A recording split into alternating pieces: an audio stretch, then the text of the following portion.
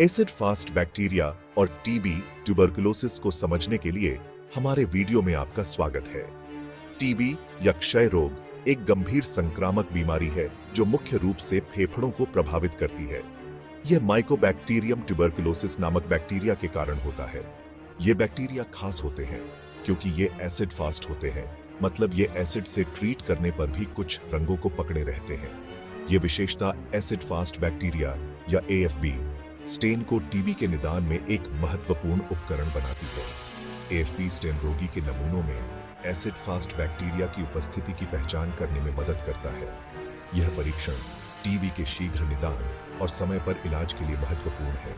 शीघ्र पता लगाने से इस जानलेवा बीमारी को फैलने से रोकने में मदद मिलती है।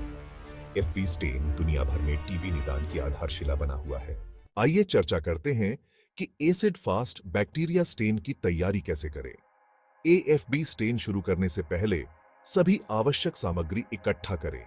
साफ कांच की स्लाइड, स्टेनिंग रैक और बंसेन बर्नर की आवश्यकता होगी।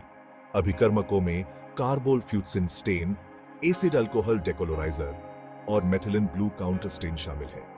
व्यक्तिगत सुरक्षा उपकरण जैसे दस्ताने, लैब कोट और आंखों की सुरक्षा महत्वपूर्ण है। सटीक परिणामों के लिए स्मीयर की उचित तैयारी आवश्यक है। एक साफ कांच की स्लाइड से शुरू करें। स्लाइड पर रोगी के नमूने की एक पतली समान परत फैलाएं। स्मीयर को पूरी तरह से हवा में सूखने दें। सूखने पर स्मीयर को बंसेन बर्नर पर धीरे से गर्म करें।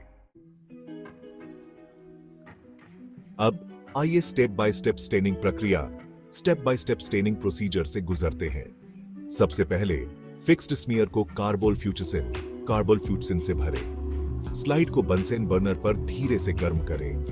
फिर स्लाइड को एसिड अल्कोहल घोल से धोएं। एसिड फास्ट बैक्टीरिया लाल रंग को बरकरार रखेंगे। अब स्लाइड को मेथिलीन ब्लू से भरें। यह एसिड फास्ट और गैर एसिड फास्ट बैक्टीरिया के बीच अंतर दिखाता है। अंत में स्लाइड को पानी से धोएं और सुखाएं। इस भाग में हम परिणामों की व्याख्या करने पर ध्यान केंद्रित करेंगे। एसिड फास्ट बैक्टीरिया की पहचान करना, आइडेंटिफाइंग एसिड फास्ट बैसिली। सबसे पहले माइक्रोस्कोप के नीचे दागदार स्लाइड की जांच करें। एसिड फास्ट बैक्टीरिया नीले रंग की पृष्ठभूमि के खिलाफ चमकदार लाल दिखाई देंगे, जबकि गैर एसिड फास्ट जीव नीले दिखाई देंगे। एसिड फास्ट बैक्टीरिया की उपस्थिति टीबी संक्रमण की संभावना का सुझाव देती है। निष्कर्षों को सटीक और स्पष्ट रूप से रिपोर्ट करना और देखे गए एसिड फास्ट बैक्टीरिया की संख्या की मात्रा निर्धारित करना महत्वपूर्ण है। यह जानकारी चिकित्सकों को टीबी के निदान और प्रबंधन में मदद करती है। याद रखें, अकेले एक सकारात्मक एएफबी स्मीयर टीबी निदान की पुष्टि नहीं करता है। पुष्टि के लिए आगे की जांच की आवश्यकता है। अब आइए धारा 5 पर चर्चा करें। सामान्य गलतियां और समस्या निवारण युक्तियां, common mistakes and trouble shooting tips. अत्यधिक डेकोलोराइजेशन, ओवर डिकोलोराइजेशन एक सामान्य गलती है जिसके परिणाम स्वरूप झूठे नकारात्मक परिणाम सामने आ सकते हैं। सुनिश्चित करें कि एसिड अल्कोहल घोल का उपयोग उचित समय के लिए किया जाता है। असमान धुंधलापन हो सकता है। यदि स्मीयर बहुत मोटा हो तो सटीक धुंधलापन के लिए एक पतला समान स्मीयर तैयार करें। यदि कार्बोलफ्यूटसिन ठीक से गर्म नहीं होता है तो हो सकता है कि दाग बैक्टीरिया कोशिका भित्ति बैक्टीरियल सेल वॉल में प्रभावी ढंग से प्रवेश न करे। समस्या निवारण में त्रुटि के स्रोत की पहचान करना और स्टेनिंग प्रक्रिया को दोहराना शामिल है। हमेशा ताजा अभिकर्मकों, रीजेंट्स का उपयोग करें और प्रोटोकॉल का ध्यानपूर्वक पालन करें।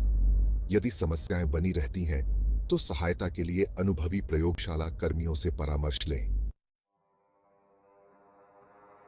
धारा 6 पर आगे बढ़ते हुए एएफबी स्टेनिंग में सटीकता और सुरक्षा का महत्व, importance of accuracy and safety in AFB staining. TB निदान और उपचार के लिए सटीक एएफबी स्टेनिंग महत्वपूर्ण है। झूठे नकारात्मक परिणाम निदान और उपचार में देरी कर सकते हैं, जिससे बीमारी बढ़ सकती है और फैल सकती है। एएफबी स्टेनिंग करते समय सुरक्षा सर्वोपरि है। सभी अभिकर्मकों, रीजेंट्स को सावधानी से संभालें और जोखिम को कम करने के लिए उपयुक्त पीपीई पहनें। बायोहाजार्डस कचरे का उचित निपटान आवश्यक है। परिशोधन और निपटान के लिए प्रयोगशाला प्रोटोकॉल का पालन करें। निरंतर प्रशिक्षण और गुणवत्ता नियंत्रण उपाय सटीक और विश्वसनीय परिणाम सुनिश्चित करते हैं। इन सिद्धांतों का पालन करके प्रयोगशाला कर्मी टीबी को नियंत्रित करने और सार्वजनिक स्वास्थ्य की सुरक्षा में महत्वपूर्ण भूमिका निभाते हैं।